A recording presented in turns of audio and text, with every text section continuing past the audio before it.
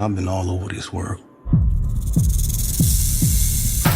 I seen men die in ways I ain't even know was possible. El podcast de Monolito se detiene en lo nuevo del cineasta afroamericano Ryan Coogler, conocido por Fruitvale Station, Creed y Black Panther. I will. En Sinners, su propuesta más íntima hasta la fecha, el autor de Oakland combina vampiros y blues en una historia ambientada en el Mississippi de los años de segregación. No demons. No ghosts. Bajo el envoltorio del cine de género, Coogler ofrece una de las experiencias más inmersivas, singulares y estimulantes del cine comercial de los últimos años. Till now. Soy Alberto Serna, bienvenidos a Monolito.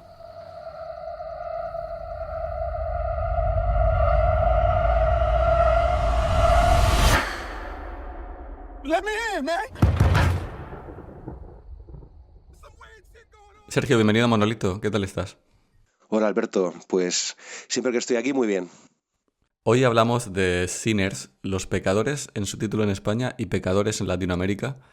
Lo último de Ryan Coogler, cineasta afroamericano de 38 años de la Bahía de San Francisco, al que llevamos siguiendo la pista más de una década, desde su debut Fruitvale Station de 2013, una película indie sobre las últimas horas de vida de Oscar Grant, un joven negro asesinado por un agente de policía de tráfico en la estación de tren de Fruitvale, en Oakland, en 2009, que fue casi esta película un precursor del Black Lives Matter y que además lanzó al actor Michael B. Jordan, al que en aquel momento se le comparaba con Denzel Washington. Es un gran debut, Fruitvale Station, que aconsejamos aquí.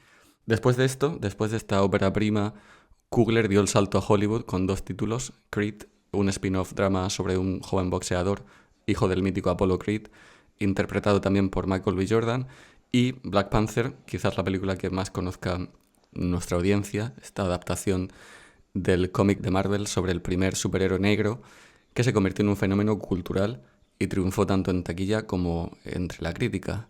Sin embargo, y esto es algo que hemos discutido fuera de grabación, Sergio, aunque el salto de Coogler ha sido meteórico como cineasta, convirtiéndose en el director afroamericano con más éxito de taquilla de toda la historia, tenemos la sensación de que hasta ahora no habíamos llegado a conocer al Coogler de verdad, ni sabíamos con claridad qué temas le mueven y qué es lo que le motiva, lo que quiere contar. Esto es precisamente lo que por fin parece haber logrado con Sinners.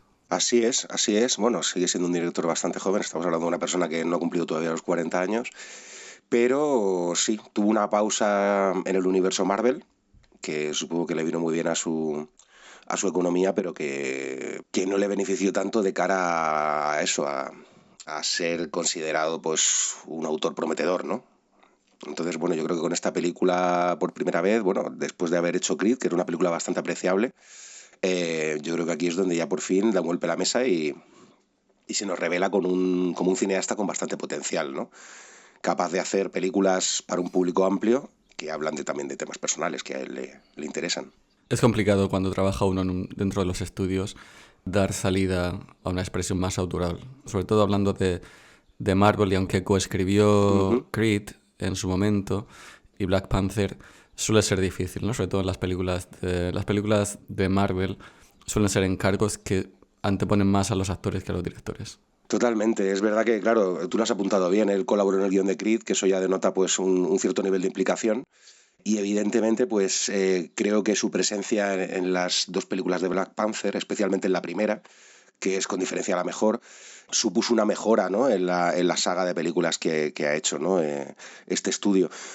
Yo además, a mi juicio, yo no soy un gran fan de Marvel, pero creo que Black Panther es una de las mejores, quizás junto con El Soldado de Invierno, y a título personal soy también un admirador de Thor, Ragnarok, y otra que habíamos comentado antes, que ahora no me acuerdo, sí, Guardianes de la Galaxia. Yo creo que sí, Black Panther es una de las películas más redondas de Marvel, quizás dentro de que no soy tampoco un gran fan, me parece una de las más destacadas, y aquí pues hay que resaltar la presencia de Coogler y del actor, ¿no?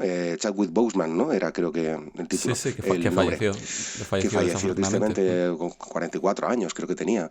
Pues eso, es como tú dices, Marvel quizás es lo que he leído en algún sitio, ¿no? Alguna vez, que se caracteriza por ser bastante actors friendly, pero no necesariamente directors friendly, ¿no? Entonces es difícil que un director se haga notar en una película de esta casa, ¿no? Uh-huh.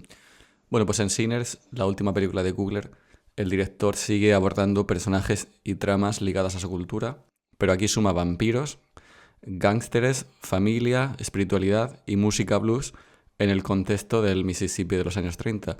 A primera vista, esta mezcolanza puede despistar tanto antes como durante la experiencia de visionado de Sinners.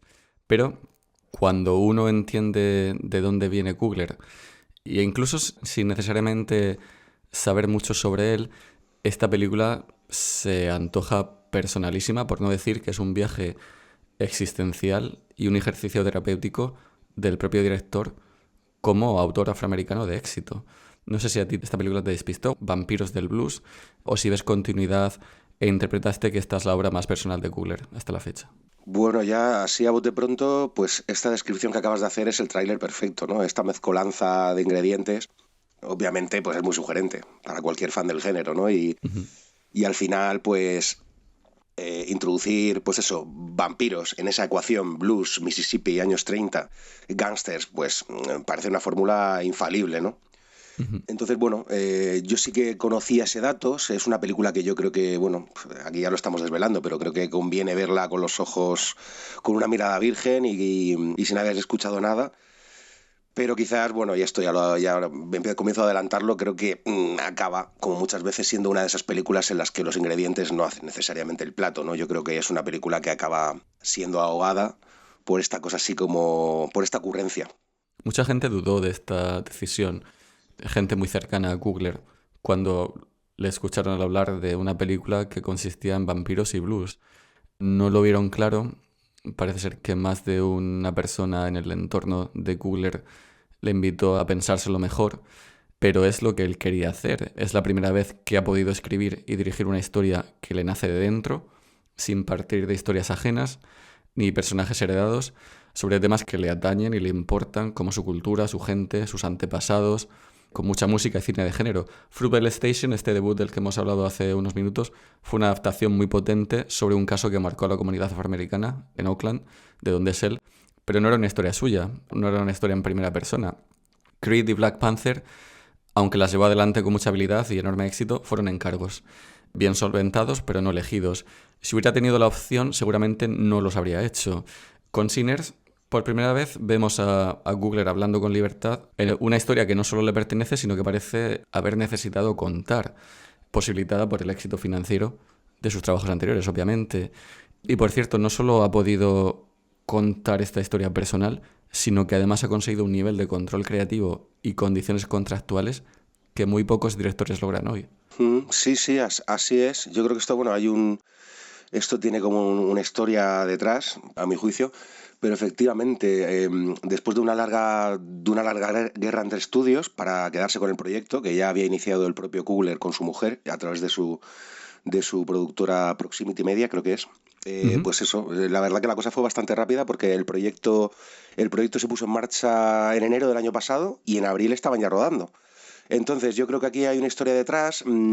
Y antes, cuando hablábamos de que Marvel no era director friendly, cabe situar aquí, cabe sacar a relucir otra vez el asunto que ocurrió entre Christopher Nolan y Warner, ¿no? A propósito del estreno de Tenet, ¿no? En medio de la pandemia. Ujú. Esto supuso, pues eso, un estudio que había ganado tanto dinero con el director del Caballero Oscuro que de repente pues pasó por alto las condiciones que le había puesto para su exhibición en salas, ¿no? Primero posponiendo el estreno porque estábamos en una época en la que las salas permanecían cerradas en la mayor parte de sitios y bueno, pues digamos que eso pues acabó suponiendo un desbarajuste en su exhibición, que se saldó con un fracaso económico bastante notable de la película, que creo que apenas recaudó más de 400 millones de dólares, con un presupuesto de 200 Ujú. o 250, no recuerdo bien. Entonces, claro, esta relación se deterioró, la relación de Nolan con Warner, y a su vez Nolan fue, pues eso, pues acabó pues en unas declaraciones diciendo que el estudio que tradicionalmente se había caracterizado por respetar a los cineastas había dejado de serlo, ¿no? Entonces yo creo que de alguna forma aquello fue un puñal en el corazón de Warner y está yo creo que está como iniciando un proceso de redención Ujú. y creo que quizás aquí se ha pasado de frenada, porque como tú bien dices, Coogler, una vez se inició el proyecto, propuso una serie de condiciones, una tan razonable como tener el derecho sobre el montaje final, pero otra quizás no tanto, que fue tener los derechos de la película cuando transcurrieran 25 años. Ujú. Que los derechos de la película volvieran a él y ya fueran suyos. Y Warner aceptó. Entonces esto es una cosa que ha creado cierta polémica porque es una medida que puede sentar un peligroso precedente para los estudios de Hollywood. Ujú. Y bueno, pues ahí estamos. No se entiende muy bien por qué han aceptado esto, pero la película además, sobre un presupuesto de 90 millones, está siendo todo un éxito. Ujú. Y bueno, que yo creo que le va a dar bastantes alegrías al estudio y en un futuro no tan lejano, cuando Coogler tenga, bueno, la edad de la jubilación, pues tendrá su pelea para él solito. Ujú. No sabemos. Y luego hay otra condición, ¿no? Sí, el, Que no recuerdo cuál era. el first dollar gross, que es como se conoce en inglés, Eso. que significa que se lleva un porcentaje de la taquilla desde el primer día de estreno, sin tener que esperar a que la película se amortice. Claro, como Nolan y su mujer, que se llevan 20, ¿no? 20, es un 20-20, ¿no? 20 de salario y 20 de la taquilla, 20 millones. Es una jugada muy poco común, pero que dice mucho del peso que ha ganado Coogler y también del tipo de, Claro. del tipo de película que es Sinners. Y ahora empezaremos a hablar de la metáfora de los vampiros, que al final lo que están expresando es cómo la industria blanca se ha apropiado de la cultura negra y del arte negro, pero es una jugada que no solo necesitaba hacer, sino que quería que Sinners le perteneciera por completo, y Coogler habla sobre el valor simbólico que tiene para él como cineasta negro ser el propietario de una película que justamente trata sobre la propiedad artística e intelectual negra. Sí, totalmente. Yo creo que en este caso, a diferencia de Jordan Peele, es un director que quizás ha entrado por la puerta de atrás del sistema, haciendo cine ya de altos presupuestos al comienzo de su carrera y adquirir así ese peso, ¿no? Que le permite ahora hacer esta jugada. Y esta sacada de chorra, porque es una sacada de chorra total y, como tú bien dices, muy, muy, muy relacionada con el tema que trata la película. Claro, dice que no va a volver a hacerlo, que no va a volver a exigir este tipo de condiciones, pero bueno, se siente un precedente, obviamente.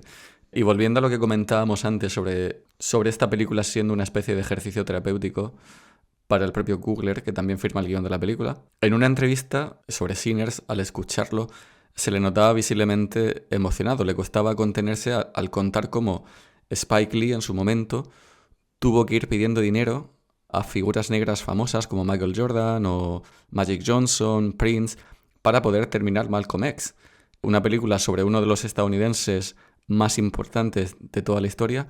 Todo esto porque el estudio que la financiaba se negó a seguir cubriendo los costes.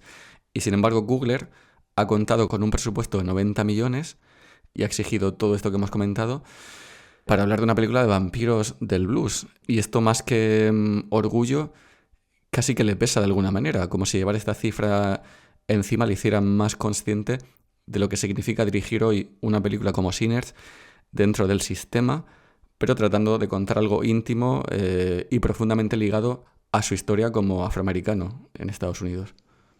Mira, de hecho es que además es que este tema que me dices tú ahora de Spike Lee y tal, está de candente actualidad el salario de las personas negras en Hollywood. El otro día salió la noticia de Viola Davis que comparaba su carrera con la de Meryl Streep, diciendo, joder, es que se puede decir que tengo el mismo prestigio que esta señora y no tengo ni mucho menos, el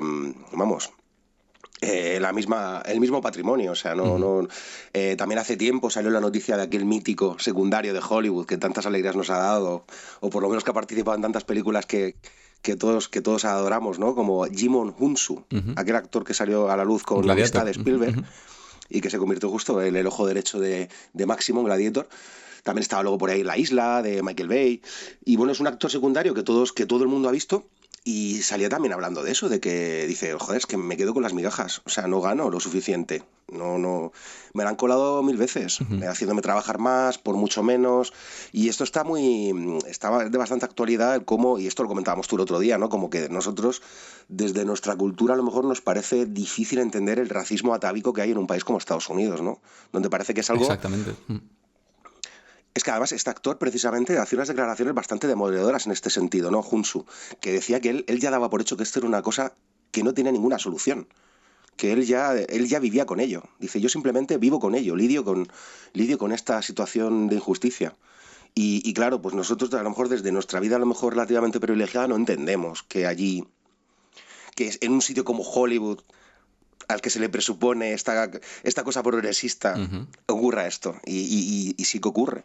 Cosa que también justifica más esta decisión de Coogler, ¿no? Exactamente. Y él se emociona pensando que Spike Lee tuvo que básicamente ir llamando a la puerta de gente como Michael Jordan pidiendo donaciones Un tío como Spike Lee, para terminar que Malcolm X. Que vamos, es Claro. el director negro más importante Claro, de la segunda mitad del siglo en Estados Unidos. Y él se ve casi como parte de un pacto fáustico, Coogler, en el que al vender parte de su integridad como afroamericano y de su alma, trabajando en películas como Creed, que es un spin-off que viene de las películas de Sylvester Stallone, Black Panther, que sí que habla sobre un superhéroe negro, pero al final es un producto de Marvel, y Marvel está dirigido por ejecutivos blancos, pues él se ve que ha sido capaz de pedir $90 millones para hacer una película sobre vampiros del blues, porque previamente ha vendido parte de su alma a la industria blanca. Y él se siente... le carcome un poco este asunto y se emociona al pensar en lo que tuvo que hacer Spike Lee para hablar de Malcolm X. Así es, pues bravo por él, bravo por él. Podemos hablar de la metáfora de esta película, los vampiros. La gente pregunta, bueno, ¿y por qué vampiros en esta película? ¿Qué significan los claro. vampiros? Ahora llega el momento... Claro. Ahora llega el momento de... Después de hablar de todo esto, de esta cosa idealista de Coogler, de habérsela metido doblada a Warner, ahora es cuando yo digo, todo eso está muy bien, pero ahora hablemos de la película, ¿vale? Claro, hablemos de la película. El uso de los vampiros, después de lo que hemos hablado, e incluso cuando uno ve la película, creo que empieza a cobrar sentido como una metáfora que simboliza justamente lo que hemos descrito o lo que hemos venido contando hasta este punto en el podcast. Es la explotación y la apropiación de la creatividad musical negra por parte de personas, empresas y sistemas dirigidos por blancos. En este caso estamos hablando del blues, de la música, pero si lo extrapolamos a la industria del entretenimiento en general, pues podemos hablar de la NBA, podemos hablar del fútbol americano y de cualquier otro tipo de género musical.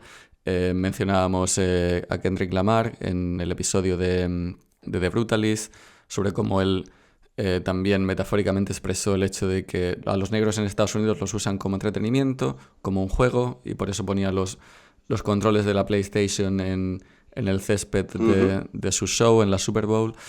Y en esta película, volviendo a Sinners, que se sitúa en los años 30, la década de los años 30 del siglo pasado, en pleno periodo de segregación en Estados Unidos, seguimos a dos hermanos gemelos que tras ganarse la vida como gángsteres en Chicago, vuelven a su Mississippi natal con la idea de montar un juke joint, que es una especie de local informal para la comunidad negra que existían en esos años, lugares seguros donde la gente podía escuchar blues, beber cerveza, disfrutar de la noche.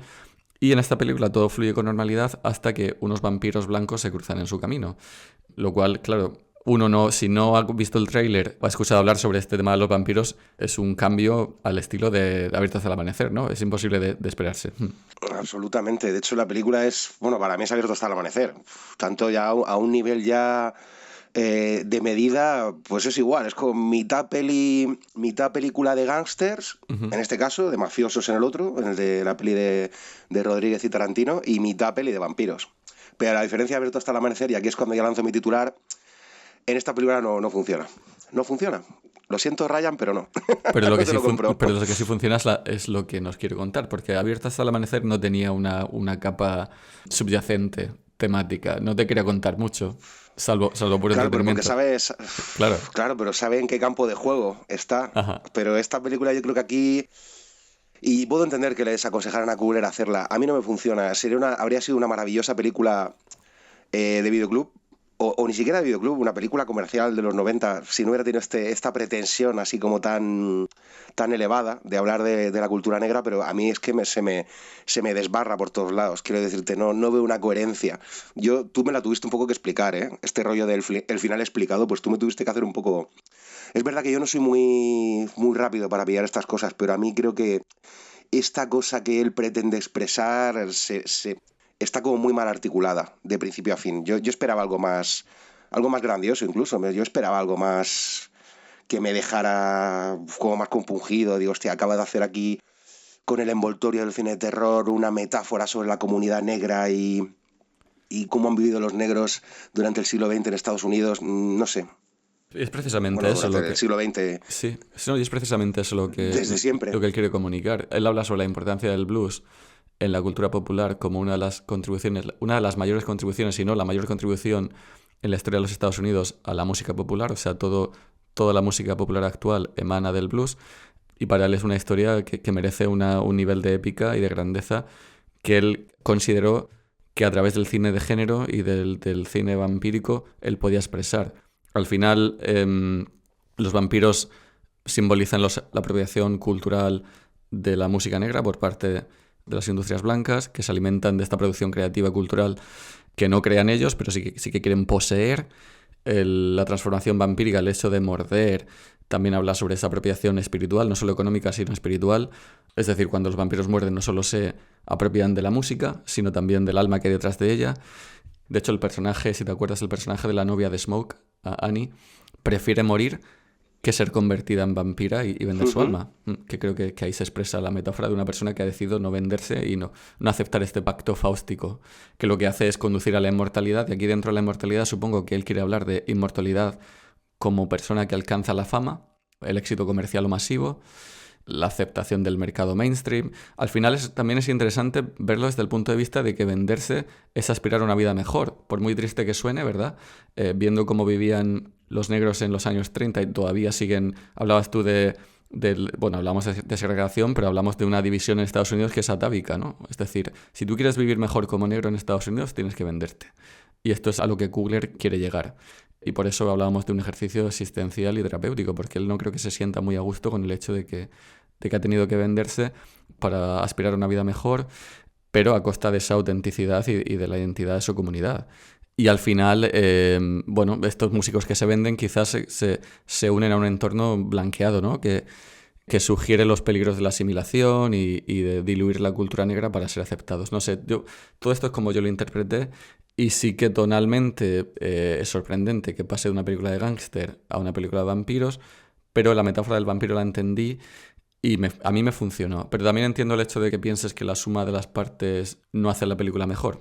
Yo creo que seguramente Coogler hizo lo que tú dices. O sea, él quería contar eso. Seguramente, estoy casi convencido de que sí. Y estoy casi convencido de que es lo que estaba en el guión. Pero el día antes del rodaje, su perro se lo comió y ya sin tiempo para modificaciones se puso a hacer una reconstrucción con los pedazos que quedaban y hizo esta película.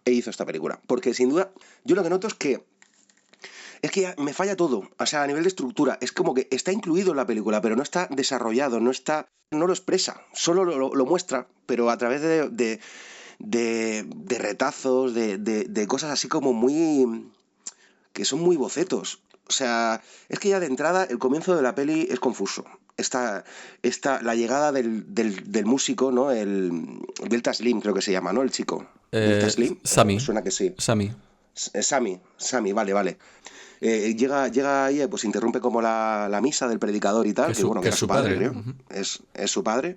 Y claro, de repente ya empezamos, se abrazan, tal, vemos ahí la guitarra, y luego un día antes, rótulo, un día antes, y ya es la película, ¿no? Y pasamos a estos dos tipos, que resulta que sí, que también son amigos del Sammy son los primos, me parece. Que parece que los primos, justo los primos, perdona, que son dos hermanos gemelos, tal, que parece que lo van a llevar por el mal camino. Pero no queda muy claro qué papel está jugando de la música, porque también parece que te está diciendo que la música también es un instrumento del diablo. Precisamente por el pacto fáustico, porque al final es la música la que atrae a estos vampiros, a estos demonios, al hombre blanco, ¿no? Son los que atraen la codicia al hombre blanco. Entonces, el único lugar seguro, espacio seguro, es la iglesia, la comunidad negra. Es un lugar en el que los blancos no van a entrar.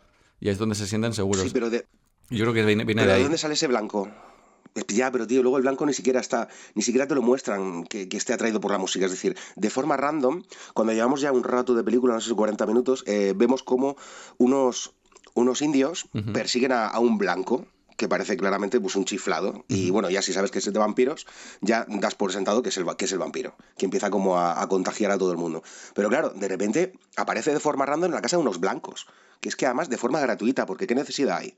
¿No hubiera sido más efectivo quitar de la ecuación a los nativos y a los otros dos blancos que aparecen así de forma absurda y haber mostrado mejor que hay algo evocador en esa música que atrae de forma irremediable a ese blanco hacia la sala de fiestas esta? Es que no sé. No está contado eso. Yo creo Aparecen de repente por ahí. Sí, ¿Y qué? lo hemos Digo, hablado hay fuera mucha de cosa grabación, así. ¿no? Parece ser que... Pero igual es que yo estoy empecinado, ¿eh? No descarto No. Parece ser que que estoy quedando yo como un idiota y que no, que no haya pillado nada. la metáfora de los... Supongo que la aparición de los nativos americanos, supongo que No está desarrollado eso. No, pero... Le falta un cierre con eso. Pero creo que lo que quiere decir es que los nativos fueron los primeros que vieron el peligro del hombre blanco, ¿no? El mal. El mal del hombre blanco, Eso vale. Claro. Claro, pero está apuntado. No Fueron sé, yo los ahí primeros, digo, sí. los primeros a los que el hombre blanco, los primeros machacados por el hombre blanco, ¿no? Luego fueron a África y esclavizaron a la gente de allí y los trajeron a Estados Unidos. Supongo que es eso Ya. lo que quiere decir. ¿Y por qué cuando se ponen a bailar como música folclórica irlandesa? Ahí no lo ¿Qué entendí. coño es eso? He leído sobre Kugler que al parecer, y esto es sorprendente, al parecer la comunidad afroamericana es muy fan de la música folclórica irlandesa. Anda. Hay una conexión primigenia, porque claro, la música o sea, el Delta Blues procede de África, del continente, y es una música espiritual, también unida a los work songs, o sea que es una música atávica, como tú expresabas, y supongo que la música irlandesa también tiene algo de eso, ¿verdad? De una cultura milenaria, supongo que Claro. celta, y Yo es que- hay alguna conexión primigenia entre ambos tipos de música. Fíjate que eso, acabas de decir una palabra, no sé, has dicho ancestral, milenaria, que es como que cuando empieza la película, a mí me dio como un subidón cuando empieza a hablar de los fantasmas del pasado, los fantasmas del futuro, y digo, hostia, aquí va a haber como una mandanga muy, muy mágica, ¿no? Folclórica, Y- sí. Y me la aterriza demasiado, o sea, me la aterriza estrellándose directamente, ¿sabes? O sea, como que el avión se inclina y ¡boom! ¿Crees que la película empezó? No sé. ¿Crees que esta idea empezó en torno a los vampiros? Como metáfora de la apropiación, los chupasangres, la apropiación cultural de la música negra. ¿Crees que empezó por ahí Kugler y luego expandió con los gángsters, etcétera? Sí. ¿O crees que no encontró la metáfora hasta más tarde y por ahí ves tú un poco la disonancia? Es que sí, yo creo que sí. A mí el hecho de que sean gángsters quizás me hace la película como demasiado terrenal, ¿no? Me la hace como, no sé. Es que lo que te digo, me la aterriza demasiado. Yo creo que le falta un poco de magia. Sí que hay algo decadente en la atmósfera que me gustó. Ujú. Además, como sale tanta gente de piel negra, que es como muy, muy magnético, ¿no? Esta oscuridad, el negror puro de la película, que tiene destellos. Tiene como cierto... O sea, la imagen tiene como... Tiene como que también es brillante, vibrante, ¿no? Como tiene algo así como... que es como medio decadente. Si, por ejemplo, estos planos de ellos en el coche, ¿no? Con las plantaciones y tal, que remiten un poco a imágenes así como de cine reciente, como pueden ser las de O Brother, que tienen mucho más colorido. Ujú. Y aquí se ve como todo muy apagado, muy... Pero al mismo tiempo desprende también como una cierta chispa, una magia, un algo, que luego la película, pues no sé, es que me mete a los gángsters, me mete a los del Ku Klux Klan. No sé, los dos hermanos tampoco Fíjate que yo pensaba cuando vi la película que era más algo de... que estaba presente en el pueblo, ¿no? Como que... Pero históricamente sí que es fiel a lo que sucedió en aquellos años. O sea, la presencia del Ku Klux Klan, el hecho de que se produjo una gran migración de la comunidad negra de los estados del sur hacia ciudades como Chicago, Nueva York, incluso la bahía de Oakland, San Francisco. Eso sucedió tal cual. Entonces el hecho de que estos dos personajes gángsters hermanos hayan trabajado en Chicago para Al Capone y luego vuelvan, históricamente podría haber sucedido. Y que luego quieran volver a su Mississippi natal para abrir un juke joint, un espacio para ofrecer música, alcohol a gente de su comunidad. O sea, desde ese punto de vista entiendo que tiene sentido. O sea, no es una fantasía que se haya marcado Kugler. Pero la presencia de este hombre, que reaparece al final, tampoco tiene sentido. El hombre este blanco y gordo, que aparece al principio, y que luego lo rescata al final, en ese final, quizás el final más anticlimático que he visto en ¿Quieres mi decir vida, el desde del Ku Señor de Klux los Klan, Anillos. el empresario Sí, que los estafa? el empresario. Claro, todo esto, acuérdate de que estos son los años que se conocen como los años de Jim Crow en Estados Unidos, donde si bien la esclavitud se había abolido, había leyes en Estados Unidos que permitían la segregación. O sea, si tú eres un ciudadano negro, no podías abrir negocios, no podías compartir autobús con gente blanca o no podías entrar a establecimientos de gente blanca, cosas así, ¿no? Entonces, históricamente esto también sucedió. O sea, que un empresario blanco te vendiera un espacio para abrir tu negocio y que luego volviera con sus colegas y dijera, no, esto de hecho no es tuyo, es mío, te lo voy a quitar. también históricamente fue así. Entonces creo que a lo mejor entiendo que no entiendas que esto vuelva al final de la película y que el hermano utilice la metralleta, la Tommy Gun, ¿no? de los gángsters de Sí. Chicago para cargárselo. Es una ida de olla, pero dentro de esta locura expresiva, yo lo entiendo, porque al final me viene a la mente la sustancia de Coralie Farjad. Es una energía y unas sensaciones que Coogler está experimentando como afroamericano exitoso, que se ha vendido, pero que ha dejado quizás parte de su identidad en el camino. Tiene que ser una energía muy poderosa y creo que el cine de género, como tú has dicho en muchos episodios, es el canal expresivo más potente que existe, el medio expresivo más potente que existe. Sí, aquí lo desaprovecha. Es que me sobran los vampiros de la peli. Es que no... Él quería hacer otra peli. Lo de los vampiros fue una ocurrencia que quiso integrar dentro de su idea. Pero es que, ¿qué sentido tiene que sean vampiros? Es que no... Igual es que estoy empeñado en no entenderla o que directamente no la he pillado en absoluto y en años venideros diré, madre mía, qué mal hablé de esta película que seguro que se convierte en una peli de culto, estoy convencido.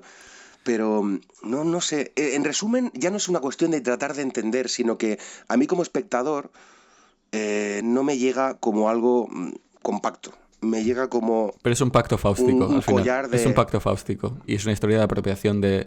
Quiero decir, la metáfora del vampiro critica cómo los músicos negros son utilizados por la industria. Son utilizadas por el sistema, sí, y por el hombre blanco. Mientras ignoran sus historias y sus luchas, básicamente. Ya, te entiendo. No, y aparte que está, bueno, y ahora hablaremos de Ludwig Göransson, Sí. que a su vez fue productor del tema This is America, de Childish Gambino, Ajá. que también habla de esto, entonces Cierto. no deja de ser una conexión interesante. Cierto. Claro, estoy convencido de que la peli va de eso. Yo estoy intentando, ¿sabes?, como verla con una mirada limpia y virgen y tratar de... No sé, igual sí que tiene esta cosa, esta imperfección, que a veces también es chispeante, ¿no? De las pelis irregulares, pero que también son potentes. Pero, y a lo mejor estoy pecando a lo mejor de ser excesivamente tradicional a la hora de valorar su narrativa. Pero es que creo que la peli, no sé, yo la veo que se muere ahogada en sus pretensiones. La ves algo deslavazada, Sí, quizás. muy deslavazada, incluso a nivel de puesta en escena. Creo que también hay esta cosa así pretenciosa del gran formato, que digo, hostia, pues la película tampoco me ofrece momentos tan memorables. Es decir, los dos momentos que pretenden serlo a mí no me conquistan. Los dos momentos musicales, el plano secuencia y esa quizás escena que sí que es algo más hipnótica del blanco y, o sea, los tres blanquitos y rodeados de negros bailando como esta especie de música folclórica irlandesa, que es una escena ahí como metida con calzador impostada, como una islita en medio de la peli, que mola, pero no está bien integrada. O sea, es un momento que puede ser potente e hipnótico, pero no me termina, no sé, no veo gran cine en la peli. Podemos hablar de la cinematografía. El homenaje abierto hasta el amanecer es claro, pero hay escenas también que traen a la mente a La Cosa, de John Carpenter. El videoclip de Thriller de Michael Jackson, dirigido por John Landis, creo que es la escena que tú describías obra de arte. La danza folclórica. Sí, está como que baila con las manos metidas en los bolsillos, ¿no? Y tiene ese punto ahí como muy... Bueno, también pensé en Titanic. En Titanic también es un claro homenaje de Google. Sí. Pero lo que sí demuestra es, y él lo ha afirmado, lo ha confirmado, la pasión del director por el cine de género. Hay un plano secuencia también que sigue a la hija del boticario asiático y luego a su mujer, que a mí me pareció muy elegante y muy inmersiva. ¿Sabes qué escena te digo? Cuando llegan al poblado y la cámara sigue, luego por se desgracia detiene lo en una recuerdo. sí, pues a mí me gustó mucho esa escena. ¿Pero para qué? Y también, ¿Para qué? ¿Qué sentido tiene? Ninguno. ¿Te das cuenta? O sea, no inmersivo. tiene ningún sentido. Es como decir, mira qué bien ruedo. Ya. Soy Paul Thomas Anderson. Y además te lo hace con esa... utiliza el mismo recurso que Paul Thomas Anderson. O sea, lo que hace es utiliza una pieza musical que la va dilatando para crear como un cierto estado de hipnosis, como de trascender algo, pero dice, vamos a ver, que están comprando, están negociando algo con el boticario. Esta escena no tiene ninguna... Le da como lo sobredimensiona, como una puesta en escena pretenciosa para decir que es un buen director, pero que no tiene puto sentido. O sea, es como Ryan... A ver, quiero decir, es un director de cine, primero un respeto, yo no he hecho una peli, así que vamos a respetar, pero tío, no sé, no entiendo, es como... Y luego hay momentos como que que me pide el cuerpo que la puesta en escena esté ahí jugando duro y no lo hacen. Y se me pone tiquismiquis, tío, no lo entiendo. Ya sé que me estoy poniendo muy pesado, no sé. No, a mí me pareció muy, muy inmersivo todo esto. De hecho, es la escena que me introduce un poco en el Mississippi de los 30. ayudado por el vestuario, el diseño de producción. Y bueno, la fotografía, hay que decirlo, está en manos de Autumn Arcapo, que es alumna del AFI, del Instituto Americano de Cine. Hablamos en el episodio de Ari Aster, por ejemplo, que ya ha trabajado con Coogler en Black Panther, la segunda parte de Black Panther, en Wakanda Forever, y también es la directora de fotografía de las películas de Gia Coppola, tanto Palo Alto como The Last Showgirl, con Pamela Anderson, que se acaba de estrenar. Y como es habitual en la cinematografía, en la fotografía de Arcapo, apuesta ella por el formato panorámico y anamórfico, con una iluminación, creo que es lo que intentabas describir antes, que se inclina hacia el oscuro, tanto en densidad como en ambiente. Y Arcapo ha hecho historia. De hecho, ha hecho historia con esta película. Así es, se ha convertido en la primera mujer que ha rodado una película en IMAX 70 milímetros, que no es moco de pavo. En un mundo en el que prácticamente nadie rueda en IMAX 70 milímetros, solo 3 o 4 privilegiados. Nolan ha sido mentor de Coogler y obviamente hubieron conversaciones entre Nolan e incluso Hoyt Van que filmó en IMAX también para Jordan Peele. O sea, para Nolan y para Jordan Peele. Entonces ha habido aquí conversaciones es que aquí entre esto, los cuatro. Claro, es que si te das cuenta, hay aquí como una interconexión de figuras.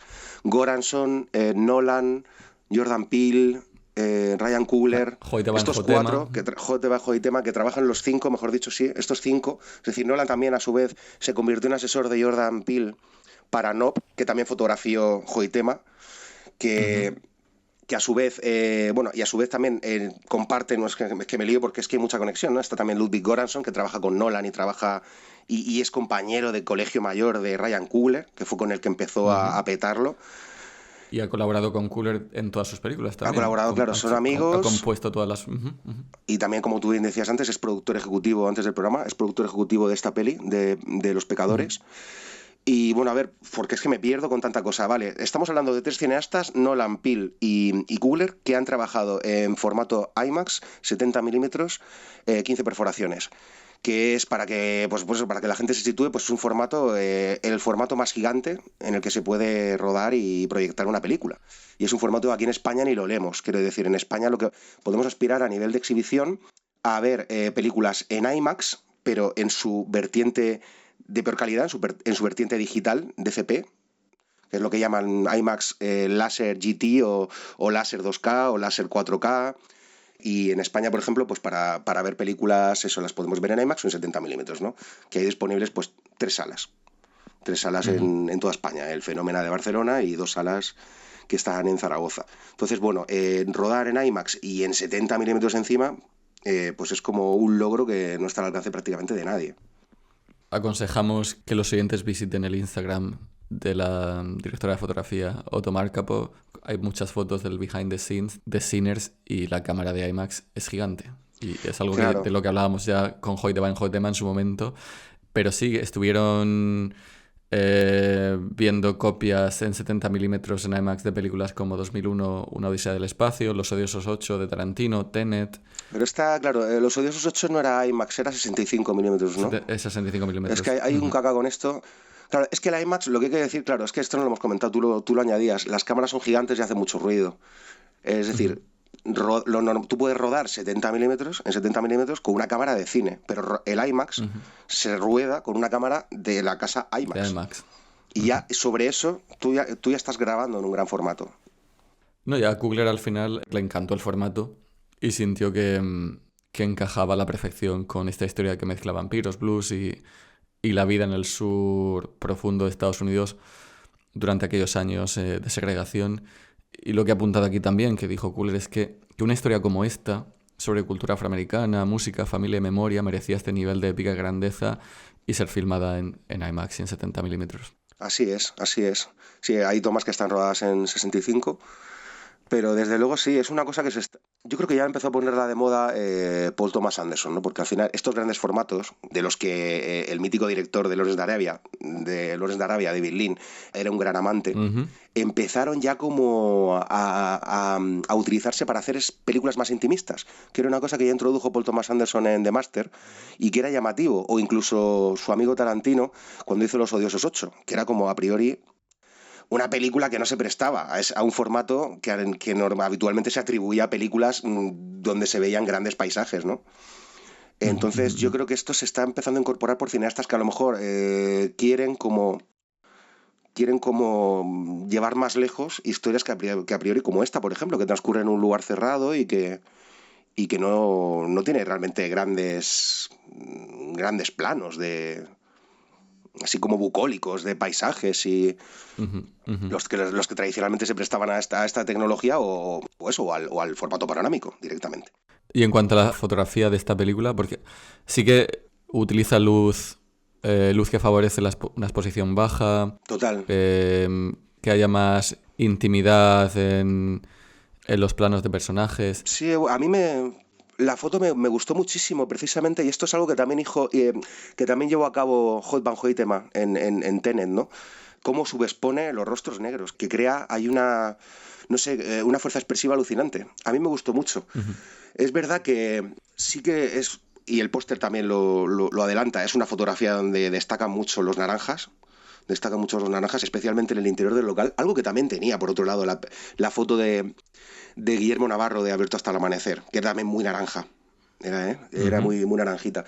Entonces yo creo que se mueve mucho en eso, en la negritud absoluta y el naranja. Y luego sí, unas noches también donde tira más de colores fríos, ¿no? Yo recuerdo las noches como más colores fríos que muestran así pues un entorno bastante desangelado en el que se mueven, que está también muy poco explotado el entorno, la negritud de la noche, o sea, el exterior, eso está muy poco explotado para mi gusto. Supongo que el naranja dentro del juke joint expresa el calor de la comunidad negra y los exteriores es la frialdad de la muerte, ¿no? El que se ha vendido se ha convertido en vampiro.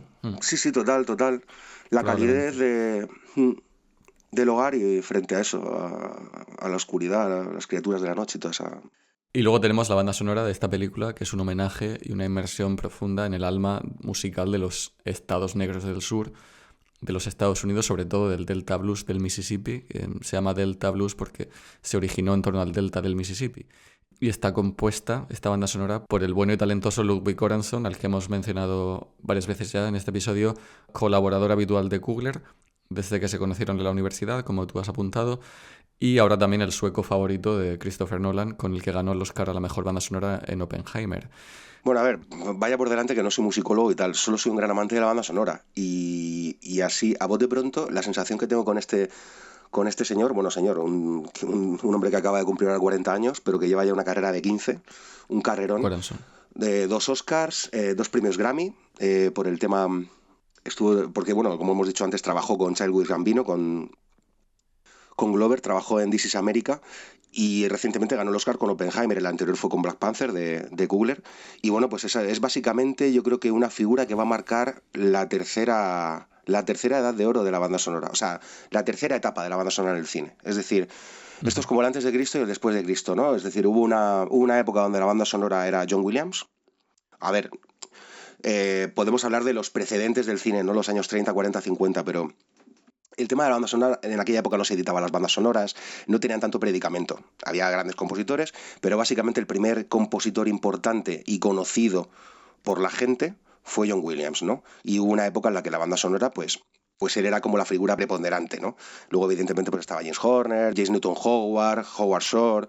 Pero cuando apareció Hans Zimmer ya entramos ya en otra banda sonora muy diferente, que aunque también conservaba las melodías que caracterizaban esa etapa, pues se empezó a jugar más con las texturas sonoras, con la producción musical, y en fin, y es un poco... Hans Zimmer ha sido como el dios de la banda sonora desde finales de los 90 hasta recientemente, que yo creo que le va a tomar el relevo Ludwig Göransson. Yo creo que es la figura más importante que han surgido en materia musical en el cine en las 2 últimas décadas, y el hombre es un prodigio. Yo ya te digo, insisto, no soy musicólogo ni tengo formación musical de ningún tipo, pero creo que lo que hace este señor, tanto en esta película como en las otras que hemos mencionado, es absolutamente maravilloso. Amén de toda la ristra de temas musicales que también están disponibles en la banda sonora, ¿no? Es decir, no solo la partitura, sino todas las canciones, la selección musical, que hará las delicias de todos los amantes de la música negra, del blues. Claro, aquí para construir esta atmósfera sonora, Göransson se inspiró en grabaciones de artistas del blues, míticos como Tommy Johnson. El equipo viajó a lugares emblemáticos en Mississippi. trabajó con músicos y grabaron en estudios en Memphis, con leyendas del blues como Buddy Guy, que aparece en esta película al final, en los créditos, Cedric Burnside, Alvin Jock Blackheart. Al final lo que quería conseguir era capturar la esencia del sonido sureño. Y tú apuntabas también fuera de grabación que no es la primera vez que Ludwig Göransson se marca un viaje, un field trip, como se dice en inglés, ¿no? Un viaje de exploración de la música popular para componer su banda sonora. Sí, así es. Estuvo lo que hablábamos antes, ¿no? Que en Black Panther viajó a África, ¿no? Para empaparse un poco de los Con sonidos. la que ganó el Oscar, por cierto, también. Con la claro. que ganó el Oscar. El segundo Oscar. Otra conexión también con Zimmer, que por ejemplo también mandó a alguien a África para grabar el famoso cántico aquel del Rey León, ¿no? Por la que también ganó el Oscar. O sea que pagarle los viajes a África a los compositores aumenta significativamente las posibilidades de Oscar, ¿no? Supongo que sean mejores bandas sonoras, claro. Oye, y tampoco, me estaba acordando ahora, lo comentamos en el podcast de Brutalist, ¿no? Daniel Blumberg también estuvo viajando por Europa del Este, por ahí. Sí. Aunque era como algo mucho más introspectivo, más acorde con su estilo, ¿no? Con su personalidad. Él no iba a sí. África, él iba como a apartamentos, a hoteles, a cocinas, así. A una cocina cualquiera ahí perdida en Chernóbil. Más cacofónico todo. Sí, claro, él era más de Chernóbil. Hay que decir que en la banda sonora de Sinners también hay grabaciones en vivo en el set. Alguna actuación de los actores junto a músicos del blues, como el protagonista, Miles Catton, que interpreta a Sammy, y que coescribió varias canciones originales. Y los vampiros blancos, esta pareja blanca que es convertida en vampira por el vampiro original, son también músicos, estos dos. También tienen una banda. O sea que hay bastantes músicos en esta película. Músicos trabajando como actores. Y hemos estado escuchando la banda sonora de Sinners antes del podcast. Sí, hay banjos, armónicas, obviamente todo muy, muy sureño. Sí, no, desde luego la banda sonora es una maravilla, ¿no? Está a la altura de estas que suele hacer T-Bone Barnett, ¿no? Que estuvo detrás de Oh Brother, Where Are You, la película de los Coen, donde la cultura negra tenía también mucho peso, o también en True Detective, con esa textura sureña. Entonces, yo creo que es una banda sonora espectacular, tanto a nivel de partitura como a nivel de selección de canciones. Barnett, que fue músico de Bob Dylan en los años 70, ha ganado muchos Grammys. Sí, oye, antes de salir del asunto de la música me he acordado de Mick Jagger.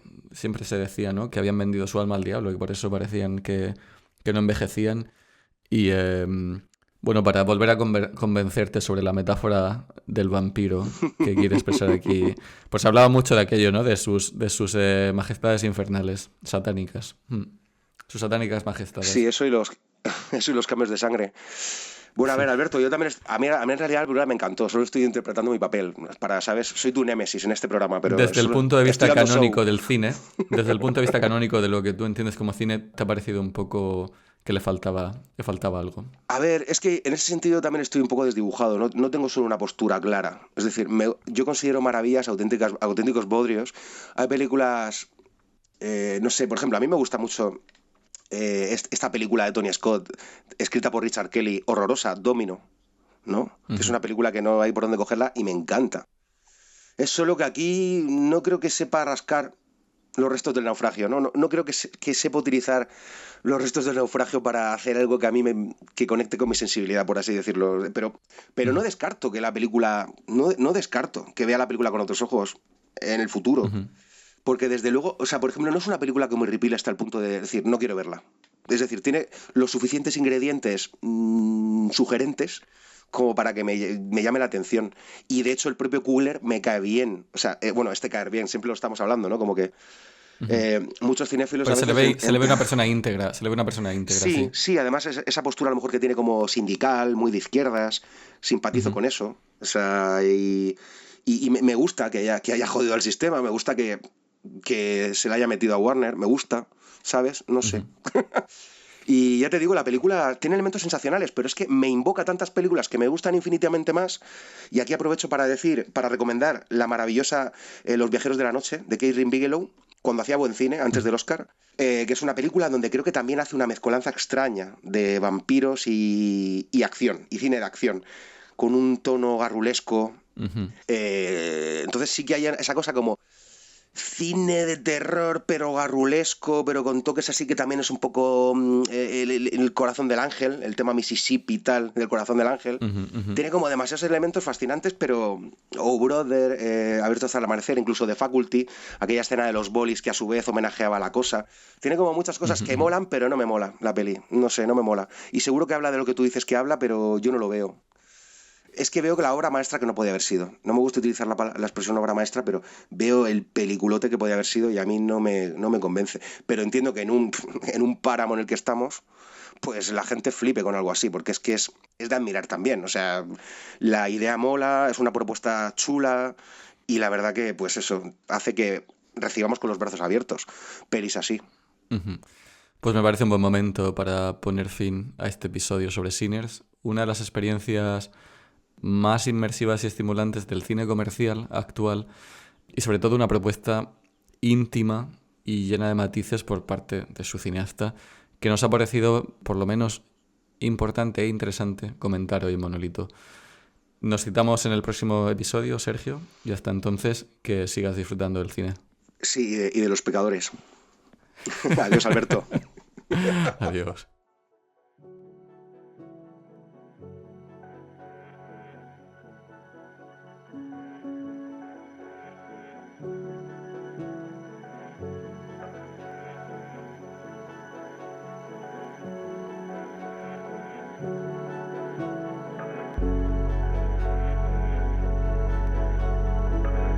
Monolito es un proyecto presentado por Alberto Serna con la colaboración del cineasta Sergio Román. Música a cargo de PBS Art. Descubre más cine contemporáneo en la web de Monolito, monolitomag.com, y también en Instagram bajo la cuenta monolitomag.